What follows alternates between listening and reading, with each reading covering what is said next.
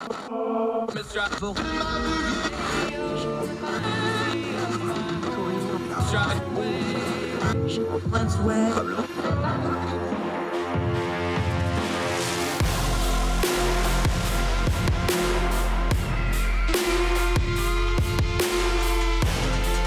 your host, Andrew Donaldson. This is Heard Tell.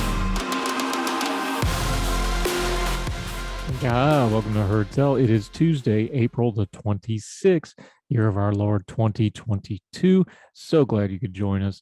Very happy to have you along with us, giving us the most precious thing that you have, your time on this day. We really appreciate you. We got a lot of noise to turn down out of the news cycle today. A lot going on in the world.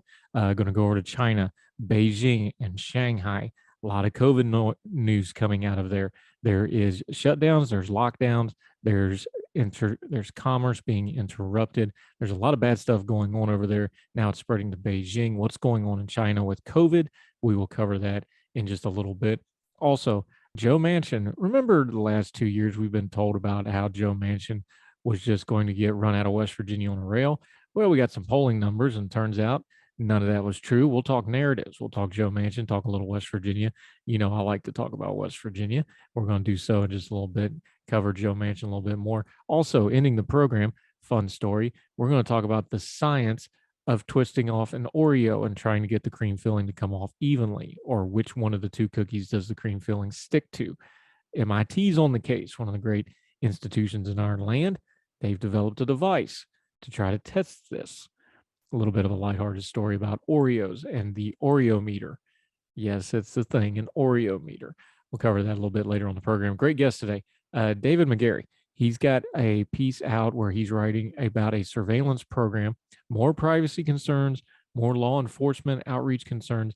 This time it involves money wire transfer companies like Western Union and others, especially down along the southern border.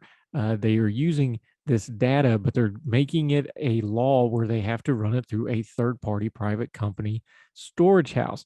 And then they go and collect the data from that storage house. A lot of questionable stuff here. Is it spying? Is it data collection? Is there privacy concerns? David McGarry from Young Voice is going to join us, explain all that to us. Just yet another one of these running issues where we're going to have to keep an eye on things like law enforcement and technology and where it overlaps, find out where people's rights are and are not being violated. But first, let's start with some media news. Folks spent all day. Now, I spent way too much time on Twitter. I will admit it. I've told you, I love my Twitter account. I love the interaction. That's what got me into writing, got me into doing radio, and got me into doing this program, Heard Tell. That all started with getting a Twitter account and making friends and doing things like that. So I love Twitter. Elon Musk has apparently agreed in principle, and Twitter has agreed to it, to sell Twitter to Elon Musk. And everybody has absolutely lost their freaking minds on Twitter. Let's start with some perspective. Twitter is only about 20% of the American population has a Twitter account, and even smaller slice of that is active on Twitter. And we have data. Something like 85% of all tweets come from a very, very small percentage of content providers. And then the rest of it is just amplification, people retweeting it, commenting on it, things like this. It's an echo chamber inside of an echo chamber. Now, having said all that, we talk about Twitter not being real life. That is true, but Twitter is influential because of the people who are on it, especially media people. One of the reasons I'm on it, because I interact with those folks. I do this program like this. A lot of the media folks are on Twitter, so it has an outside influence. It's both the headwaters and the end tail rapids of the information river that flows through our news media. So Twitter's still important, but people have lost their minds because Elon Musk is trying to buy it. I want to quote our friend Michael Siegel, writing in ordinary-times.com today. He wrote this. He said, right now, Twitter's freaking out over the deal because, well, that's what Twitter does. It freaks out over things, quoting Michael here. But as noted in the New York Times, it will be some time before this deal finally closes, and there are a number of hurdles Musk has to clear before he swaps $45 billion in imaginary Tesla value for $45 billion in imaginary Twitter value. The consensus seems to be that this is great for the right wing and bad for the left wing, reading from Michael Siegel here.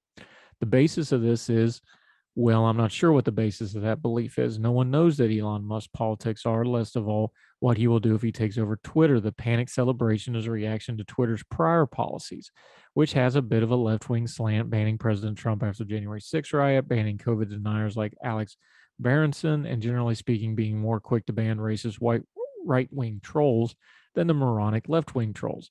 I myself am agnostic on the prospect of Elon Twitter. Remember, this is Michael Siegel, our good friend, most seen guest on this program. Good. First of all, I'm not sure the deal is going to happen. There are a lot of steps before Elon can run naked through the Twitter headquarters. Second, God forbid he does it. Second, I think we will find that many of the policies are in place for a reason, so his ability to change them without exposing himself legally is going to be limited.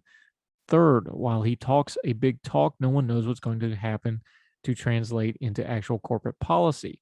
I don't think even Elon Musk, having finally caught the car, knows what he's going to do with it.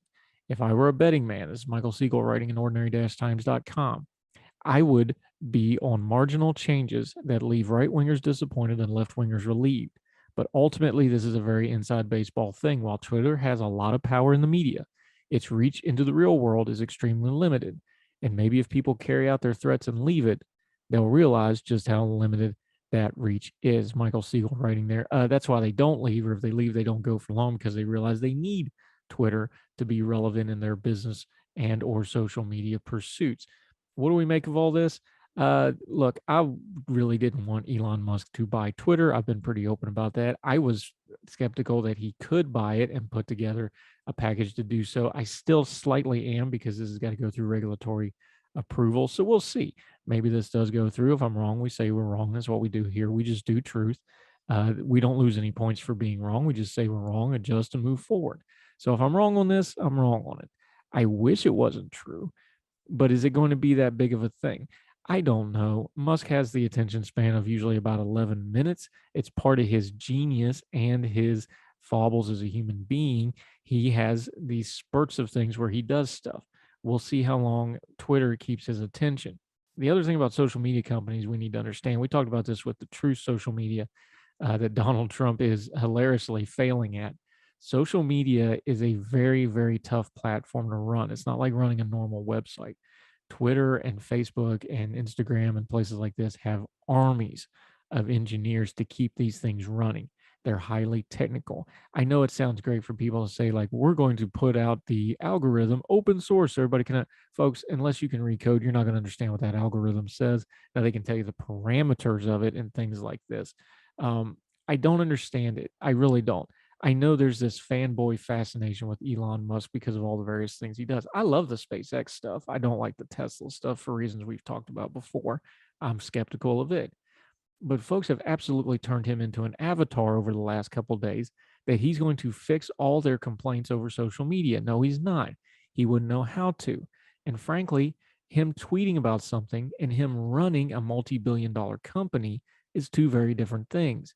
Folks need to calm down with their expectations, especially on the left, who are acting like this is the end of free speech ever. Number one, it's still a private company. Number two, we already told you the stats of how small an area Twitter covers. Everybody just calm down. Keep your bearing. This isn't the end of the world. It's not the end of Twitter. It's not the end of free speech for sure. And it's definitely not the end of democracy. Even if you don't like Elon Musk, and I'm suspect of him, this isn't the end of the world. Even if you're a big fan of Elon Musk, he's not going to make it perfect the way you like it. In fact, he's already shown a proclivity to just say whatever's off the top of his head. Chances are he's probably going to say something to upset you later on down the road. So keep your bearing and then make Twitter what you want to make of it. Because the truth is, Twitter is what you make of it. It's up to you.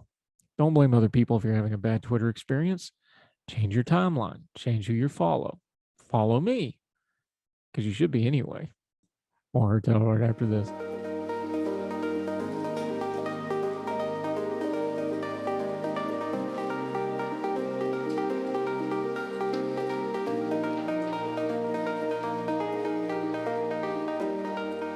Welcome back to Her Tell. I'm Andrew Donaldson. Thank you for staying with us.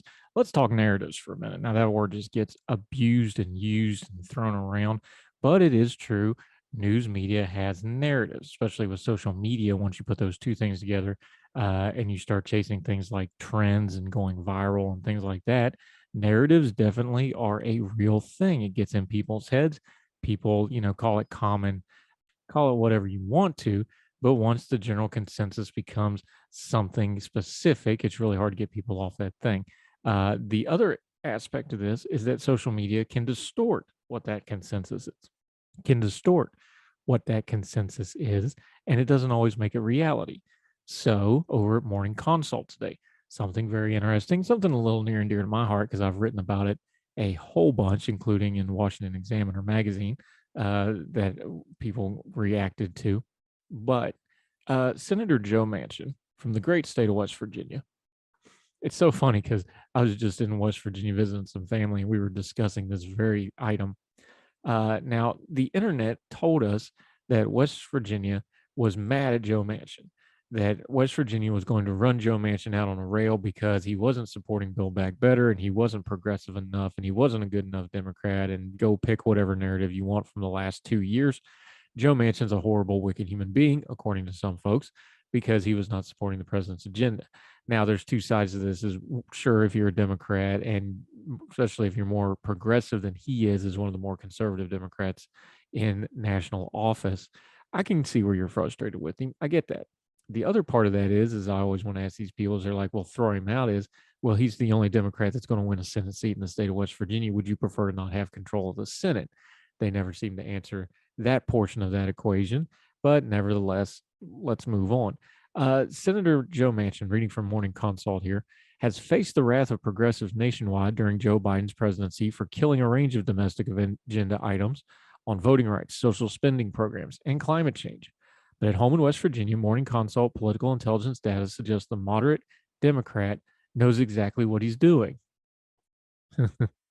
In surveys conducted between January and the end of March, 57% of West Virginia voters approve of Manchin's job performance, up over 40% from the first quarter in 2021, the biggest increase of any senator over that time frame. There's some charts here, by the way, if you want to go to morningconsult.com, you can read this for yourself. Manchin's double-digit approval rating improvement over the course of Biden's tenure is a rarity when it comes to other incumbents. Just three of them, John Tooney in South Dakota, Lisa Murkowski in Alaska, and Alex Padilla out in California. By the way, Murkowski's running for re-election, and Padilla was appointed. He took Vice President Harris's Senate seat when she was elected, have seen comparable improvement in their standings. Where Murkowski saw upticks among independents and Republicans, Tooney received improved marks across the board, and Padilla standing out better due to more voters becoming aware of him. Remember, he was appointed. Manchin's boost stands out due to the dramatic shift in the coalition supporting him, which has reddened to a staggering extent. I cover this in Washington Examiner. I've also wrote about it for Arc Digital and a bunch of other places. You can go and find my writing on it. West Virginia is a special case. West Virginia was cobalt blue for over 100 years, and when it went red fast. Remember, if you go back a little bit, Al Gore losing the state to George W. Bush was considered a shock. It was kind of his Wisconsin with Hillary back in 2016 moment. He took it for granted, didn't get it. Why is that a big deal? Well, if he has those 5 electoral votes, none of that Florida recount stuff happens. It was a state he was expected to win. He didn't. West Virginia has voted for a Republican president ever since. And now everybody except Joe Manchin at the national level, including the governor and both houses of the legislature, are Republican. That shift came in under 20 years. More for other times, but you can go read all my writing about it. It's a complicated thing, but it happened, and it's a unique situation, and Joe Biden is surfing that, trying to stay on top. That's the background for a lot of this. So when they say that it's changed and reddened, they ain't lying. Back to the piece. Morning Consult. Manchin's increased popularity is driven primarily by Republican voters. 69% now approve of his job performance, doubling his rating from the first quarter of last year when it was 35% approval. Most of that improvement has come since the third quarter of 2021, before he killed the Democrats' Build Back Better domestic policy legislation. While Manchin has made up ground on the right, he angered West Virginia Democrats, 54% of whom now disapprove of him, up from 32% around this time last year. However, he's also made large gains with independents over that time frame, with an approval rating going from 31 to 50%. It turns out Joe Manchin knows more about West Virginia voters than DC strategists, said former Manchin aide Joe Knott. The amount of interactions he has with his voters, I don't think, can be paralleled by the other members. Manchin's numbers in West Virginia stand in contrast to those of Senator Christine Sinema, the Arizona Democrat who has joined Manchin in blocking key pieces of Biden's agenda. Despite a similar coalition shift, her approval rating has dropped to 46% to 44%, while the share who disapproved increased from 35 to 42 due to souring among Democrats and a lack of bounce among independents. For Manchin, the increased support from the other side of the aisle could come in handy, as he is said to be plotting a 2024 reelection campaign in the state Biden lost by nearly 39 points to former President Donald Trump. According to Morning Consult, tracking conducted in each state, Manchin's high marks place him among America's 10 most popular senators for the first time since Biden took office. If you're curious, he's number 8 of those 10 most popular senators. The aforementioned Tooney is number 1. Bernie Sanders, John Barrasso are also on those lists, along with some of the others mentioned. What does this all mean? Our progressive friends have been after Manchin for a long time.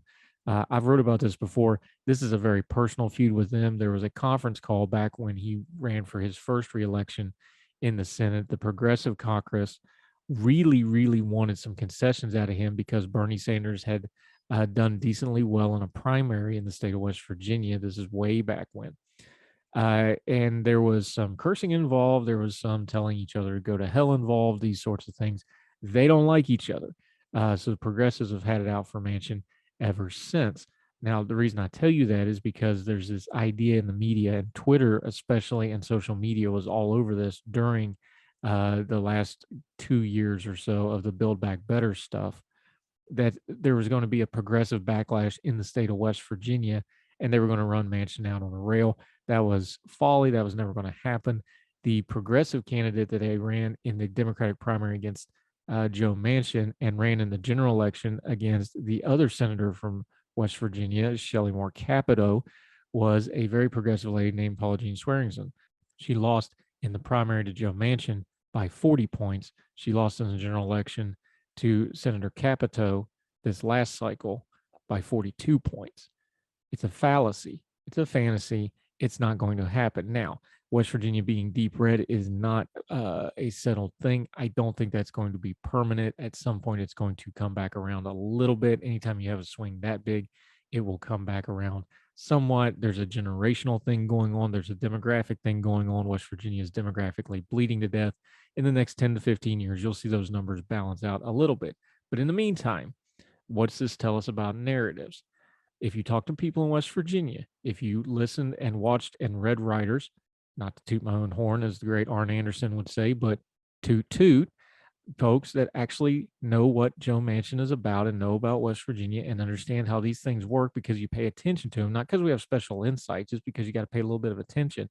The national narrative on Joe Manchin never matched. Joe Manchin represents West Virginia, and Joe from Farmington knows a lot more about West Virginia than pundits from DC and New York or wherever else they're sitting. And he knows a whole lot more about it than the progressive political operatives that have been trying to get their foothold into West Virginia. Now, we've had some on there. We've had progressive office holders from West Virginia on this program, and we'll continue to do so. We're happy to have them. It's all hands to the pump when it comes to my home state. I don't care what your political party or ideology is. If you got an idea to help my state, I'm all for it. I'll have them on. We've had on Danielle Walker, Representative Danielle Walker, Representative Kayla Young. These are proud progressive folks, and they do some good work, even though we don't agree on everything. But when it comes to Joe Manchin, he knows what he's doing. He has the pulse of the people. He's a politician through and through, including all his side deals, including all the swerving from issue to issue and triangulating, as the Clinton years would say. It's not because he's a great guy. He's a politician through and through, but he knows more about it than the national media does. And now he has the numbers to back it up. So you can go ahead and howl on Twitter or Facebook or wherever else about Joe Manchin's this and Joe Manchin's that. If Joe Manchin runs for re-election, he's going to win because they don't have anybody that can beat him because he's still Joe Manchin. Just listen to the West Virginia people. When they tell you things like this, we generally know what we're talking about. More Heard Tell right after this.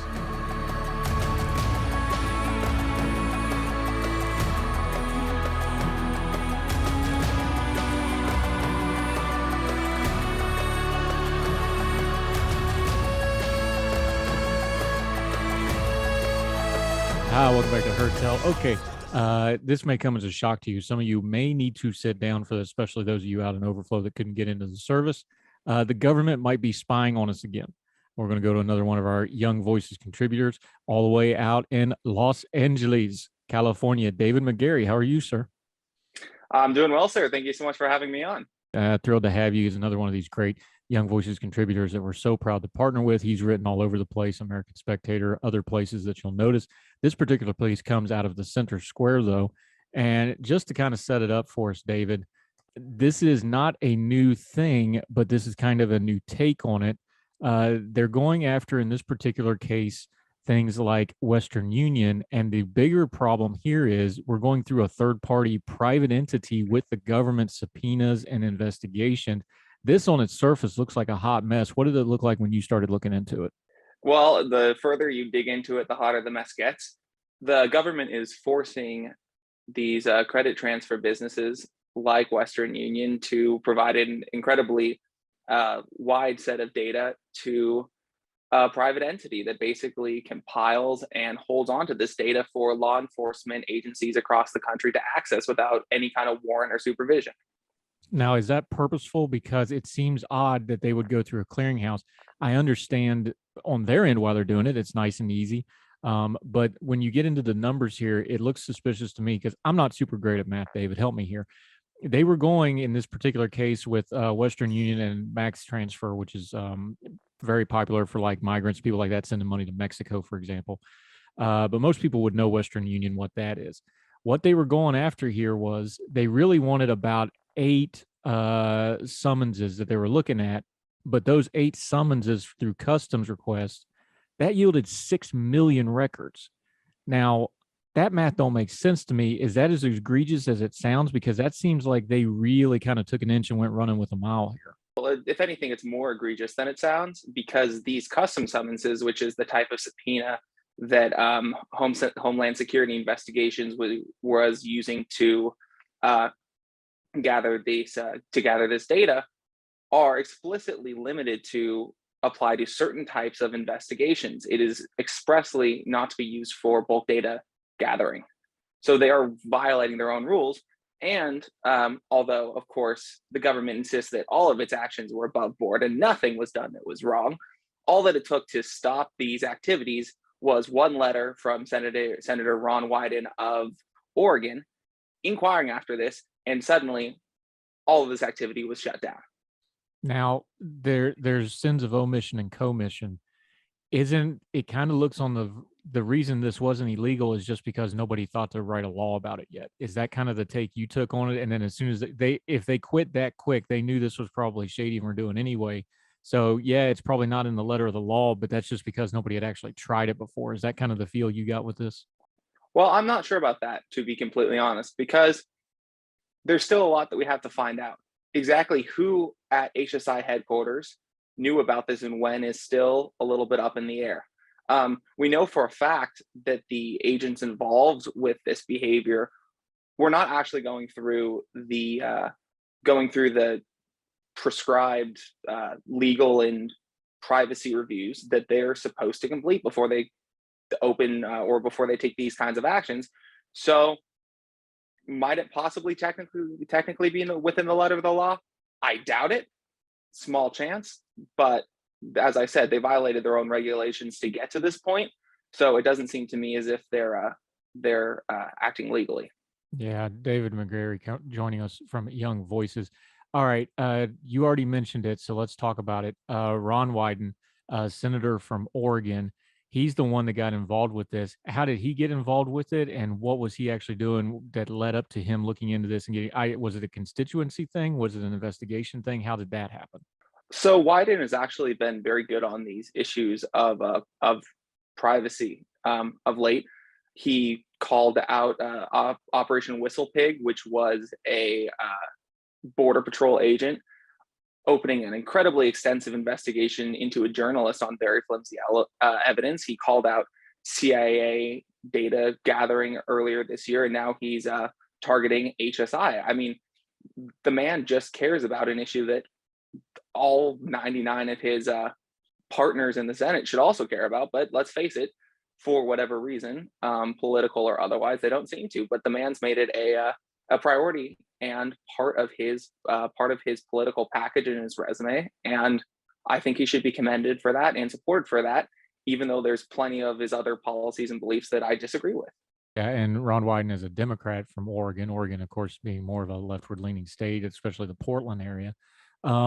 Is there more bipartisanship on this issue? Because we've been dealing with this especially since 9/11. We know about the Patriot Act stuff. We've been dealing in the last few years with things like FISA warrants and these sorts of things. We've talked on our program a lot about the Fourth Amendment. You talk about Senator Wyden. Is he alone out there, or are there other representatives and senators that you're seeing that maybe get some bipartisan consensus on privacy issues? Because I'm noticing we talk a lot of good game when it comes to big tech and things like that. But then when it's something like this, those same people kind of get quiet. Is that a fair criticism, or is other people noticing that as well? No, I think that is spot on right there. And I think much of it comes down to the fact that our politics is partisan, not only in the ways that people view themselves, but in the issues that they pick to prioritize. So, like you said, for the left, privacy issues and surveillance of citizens has been a really, really big deal for a while. But right now, because it's not a great blunt object to hit Republicans over the head with, it's not actually, or I should say, the left isn't making Biden administration abuses a priority to combat, with the exception of Wyden. With that said, I'm a little bit surprised, to be honest, that the Republicans aren't jumping on this a little bit more. In the Trump administration, the conservatives and Republicans and people of the right generally got the idea and started to understand that letting law enforcement agents, with all of their biases and personal flaws, letting law enforcement agents go after citizens outside the law probably wasn't the best idea, especially if there was no oversight to keep them in line. And of course, I'm referring to a lot of the FISA abuse that we saw in relation to in relation to investigations of Trump campaign officials. So why they can't carry that over and demand that Biden era law enforcement agents follow the law as well, I don't know. I tend to think that they're sort of falling back on old style 2000s Tom Cotton-esque support for law enforcement and military and surveillance in general, but I don't know for sure. Yeah. Talking to David McGarry about this surveillance program. All right. When we're talking law enforcement on this particular case, the elephant in the room is DHS. We know what an absolute monster of a government organization this has grown into. And I don't mean that in necessarily a bad way. It's a monster. It's huge. When they built this thing after 9/11, I don't know that folks really realized how much it was going to change things like law enforcement, like oversight. Where's DHS, Department of Homeland Security, on this program? Because like you said, this is a multi-state program. You're also dealing with Mexico because you have a lot of people that come in the country and use these wire transfer companies to send money back to Mexico. That touches on the immigration issue, which is, of course, in the DHS. What's their role here? Because they have direct oversight from Congress, but they're also so big. We've seen this in hearings time after time after time. It's proven to be an organization that's really hard to do effective oversight on. What's their role in this, and where should we start focusing in on, because they're so big, to get into the heart of the matter on this particular issue? So I think you really hit it on the head, which is that at a certain point, or I should say, in the absence of clear regulations and clear oversight structures, there will be misbehavior when you give any agency or individual this much power over citizens. And actually, that's something that Wyden mentions in his letter, that these custom summons have been abused routinely in the past, that we know this has been the subject of inspector general reports, yet for one reason or another, probably because there's not enough institutional incentive to make the brass care about it, these reforms have not clearly been implemented throughout the agency. We continue our conversation with David McGarry right after this on Heard Tell.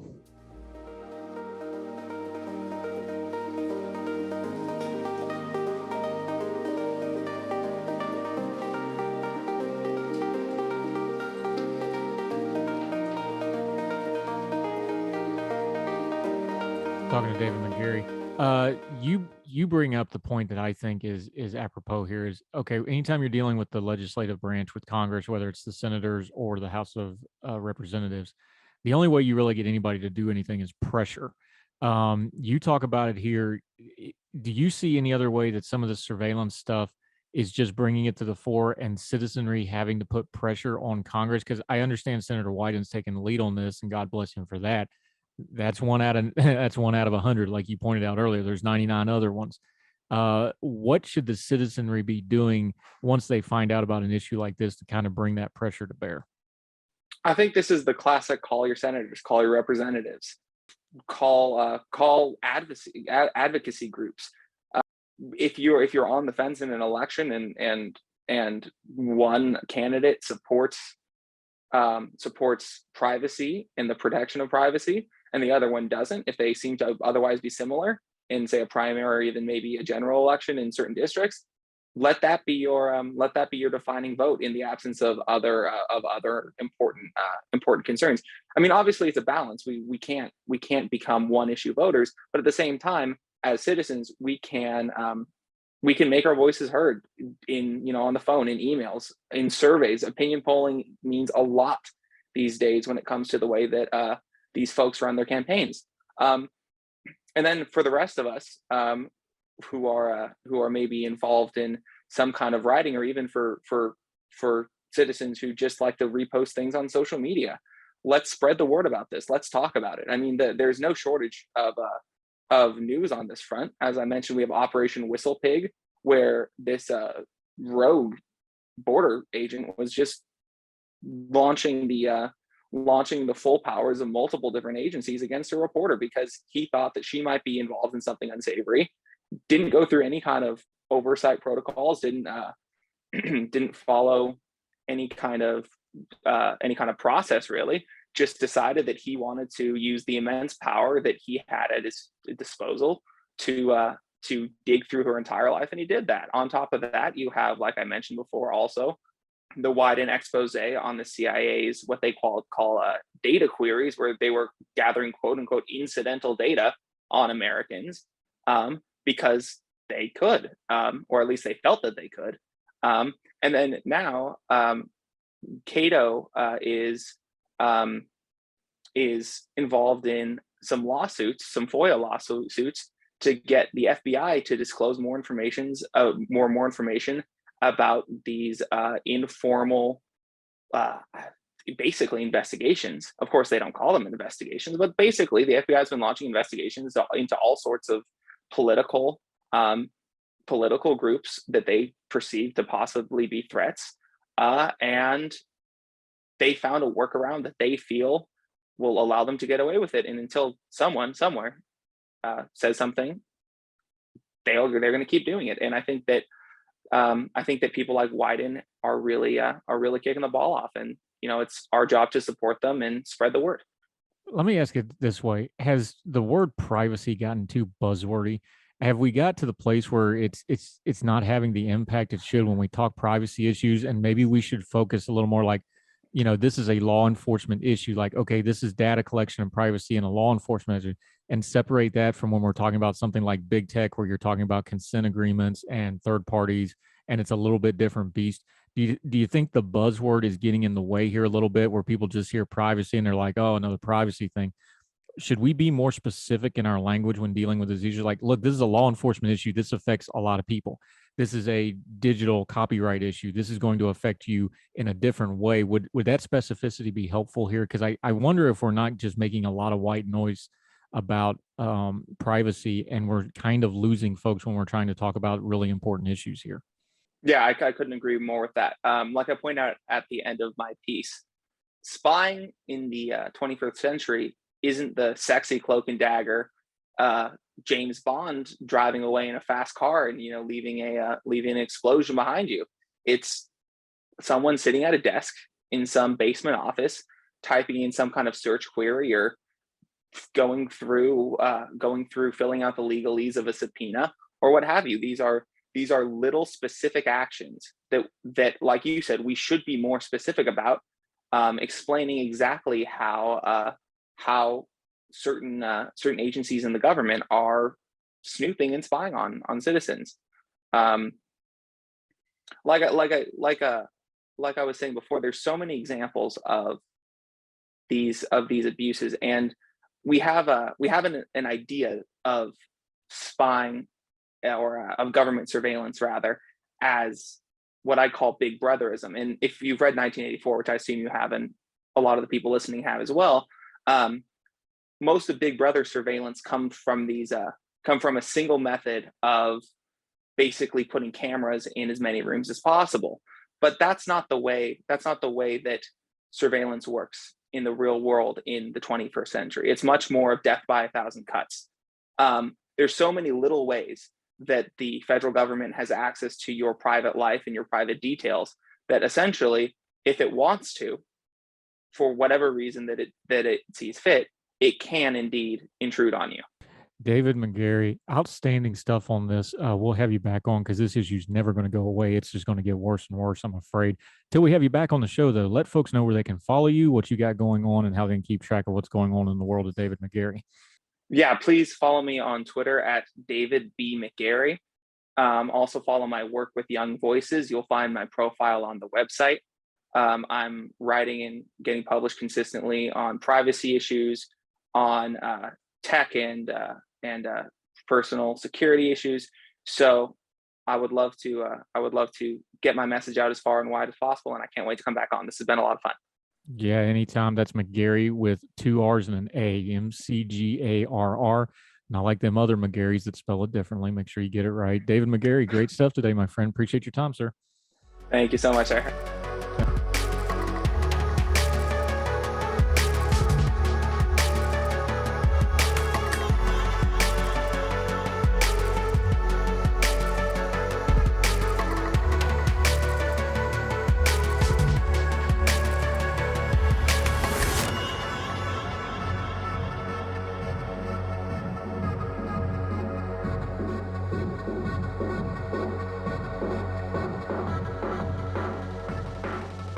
Welcome back to Heard Tell. Appreciate you staying with us. I'm Andrew Donaldson. Things in China have gone from bad to worse as it goes with COVID-19. Now, quick preference here, a lot of what's going on with China's policy towards COVID-19 has to do with the fact that the vaccine that they touted apparently doesn't work hardly at all, if at all, if it wasn't just straight propaganda. They're having all kinds of problems in China. Well, especially in Shanghai. We'll touch on that in a second. But now it's spread to Beijing from the BBC. The Chinese capital, Beijing, has kicked off mass testing for millions of residents after a spike in COVID testing. The Chaiyang district reported a bunch of cases over the weekend, the highest number so far in Beijing's latest surge. Long queues outside supermarkets and shops were seen despite government assurances there's sufficient food, and there's runs on food, and there's social media postings, even as tightly controlled as social media is in China, that there was a run on food. Panic shopping, this sort of thing. All this comes as fears that Beijing could face similar situation to Shanghai, which has seen some 25 million people shut in their homes for weeks. Quick aside here, Shanghai is also the busiest port in the world, and they're something like 1 in 5 of all the containers of all the world is sitting off of Shanghai, unable to unload right now. You want to start talking about supply chain issues in a couple of weeks or in the months ahead. Remember that Shanghai, the largest container port in the world, is completely shut down right now. The case goes on, the piece on BBC goes on to talk about the panic buying, but let's get to the important part here. State media news outlet The Global Times said that Beijing's fresh food companies had been ordered to increase the supply of groceries like meat, poultry, eggs, and vegetables. They also quoted health experts as saying the results of the mass testing would indicate whether there's a need to escalate measures further, such as locking down several areas. Separately, Pang Zhijiao, deputy director of the Beijing Center for Disease Prevention and Control, told state media outlet China Daily that the number of cases in Beijing is expected to increase in the following days. The latest outbreak in Shanghai, first detected in late March, has seen more than 400,000 cases recorded so far and 138 deaths. Some of the measures, listen to this. This is absolutely bonkers to us in America, where we talked about mask mandates and we talked about lockdowns. We didn't actually have lockdowns here. We just had restrictions. Listen to what's going on over there right now, today. Some of the measures from the BBC again, the Chinese authorities have enforced include placing electronic door alarms to prevent those infected from leaving and forcibly evacuating people from their homes to carry out disinfection procedures. Some in lockdown areas of Shanghai say they've been struggling to access food supplies and forced to wait for government drop-offs of vegetables, meat, and eggs. Green barricades have also been erected overnight in parts of Shanghai without prior warning, effectively preventing residents from leaving their homes. In contrast to many other countries, China is pursuing a zero COVID strategy with the aim of eradicating the virus from the country completely. While officials managed to keep infection levels relatively low at the beginning of the pandemic, hold on one second. That's probably a lie. We know for a fact they were lying and covering all this up, not only their culpability in this crisis to start with, but they were also jiggling all their numbers. We also know that they were pressuring the World Health Organization to make sure that China didn't get blamed for any of this, whatever the culpability is, and we're probably never going to learn the truth to the origins of the COVID-19 outbreak. So the idea that they had it together at the beginning, that's a bald-faced lie. It's a Chinese propaganda lie, and it's one that every time we see it, we're going to call it out because the Chinese people can just disappear people and weld people into their homes and get the numbers to whatever they want. So don't buy that number for a second. Back to the piece. Later lockdowns have struggled to contain recent, more transmittable variants of the virus. In other parts of China, outside Shanghai and Beijing, more than 20 cities, home to more than 30 million people, are under lockdown. In some cities, such as Sanyai, probably not pronouncing these right, just bear with me, folks. In the south, people can only enter or leave with a negative COVID test less than 48 hours old, along with a green code on China's COVID app. Jiangsu province, where there's more than 80 million people, closed 129 highway toll stations and 59 service centers for a period earlier this month. The Minister of Transport says that 11 highway toll stations and 27 service centers remain closed across the country, down from the 677 stations and 337 centers on the 10th of April. What's the story here? The story is China's vaccines did not work. China's zero COVID policy does not work, and they are desperately trying to control something they have very little control over. And the problem they got is when you start having things like runs on food, you can only jiggle that so much before it starts showing up in things like social media. Even as tightly propaganda controlled as Chinese media is, this stuff's getting out, which also means that what they're actually admitting to is probably far, far worse. So a lesson here for us in America and in the Western countries that have done a little bit better with COVID as of late: don't get arrogant. We had vaccines that worked. We had multiple vaccines that worked. We had some policies that caught up. Hopefully the worst of COVID-19 is behind us, but we should still have a little bit of humility to it. People have to take care of their own business. They have to take their own precautions. They have to see to the vaccines as best as for them and their families and move along with things. One thing that we have learned, whether it's China or America, just a top-down, one-size-fits-all COVID policy is never, ever going to be effective to get you to zero COVID. There's no such thing. There's no such thing as a one-size-fits-all top-down policy that fits anything, especially a disease that can mutate and change. And also, something we always harp on, whether it's COVID or financial or anything else, government accountability. The Chinese government, under the auspices of the Chinese Communist Party, has no accountability. They pretty much do whatever they want, and people are dying for it and paying the price with their health. We should be careful with our own government here in America or wherever you're listening to this, that your government stays accountable, because there's a lot of lessons from the past crisis that we should learn. I'm pretty sure we haven't, and we're going to be unprepared for the next crisis like we were for this one. More Hotel right after this.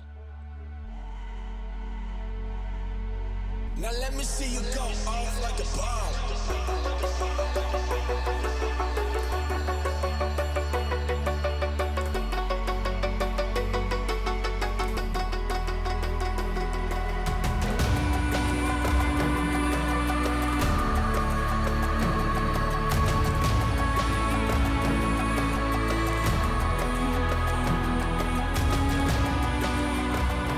Welcome back to Hotel. Okay, folks, you know we always try to end on a little bit of a lighter note. Here's a great one out of gizmodo.com. A team of mechanical engineers at MIT recently developed an Oreo meter to test the optimal way of separating the two halves of an Oreo cookie. so that the wafer and the cream filling inside remain unbroken. We've hit the hard-hitting topics that need to be hit here on Herd Tell, folks. It was an exercise in rheology, or the study of how matter flows. They called this particular experiment Oreology.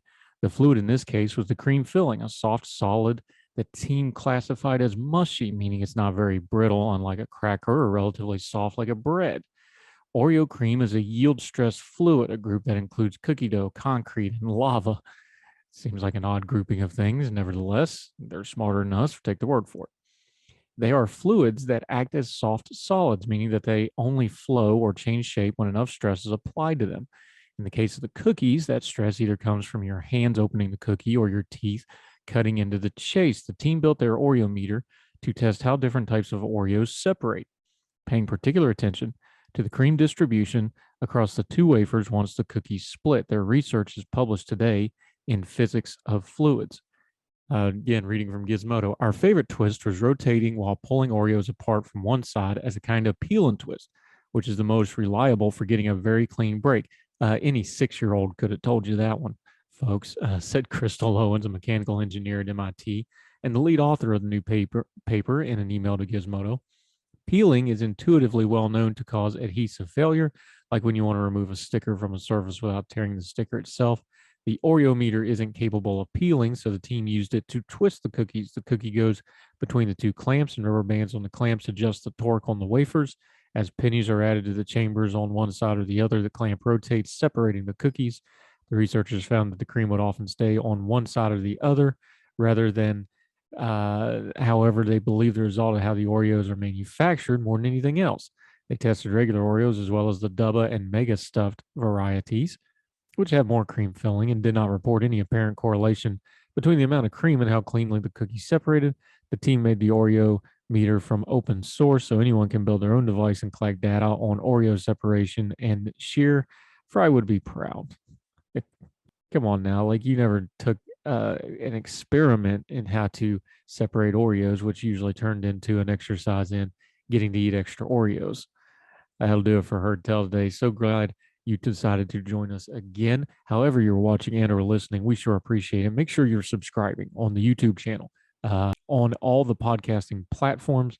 Those subscriptions are important. One is you don't miss anything we do, whether it's Herd Tell, the Good Talks, interview breakout segments, or the Twice on Sunday show, or any of the long form podcasts when we deep dive into a subject. You want to make sure you're getting all of that. Also, let's just keep track of what you are and are not listening to. Those subscriptions and the downloads tell us which shows you're listening to best. More directly, leave a comment, leave a rating. Those are really important for us. You really want to get direct, you can contact us at herdtellshow@gmail.com, herdtellshow at the Twitter. Reach out. We've done whole segments just based on your questions or something you want to cover. You might even, like our buddy Holden, wind up on the show yourself, doing a little bit of feedback yourself. You never know. Keep your bearing, be nice. We'd be happy to have you along for the ride. So wherever you and yours are today, tomorrow, whenever you're going to be listening to this, we hope you're well. We hope you're well fed. We'll talk to you again soon for more Herd Tell. All the music on Herd Tell is provided under a Creative Content license from monstercat.com.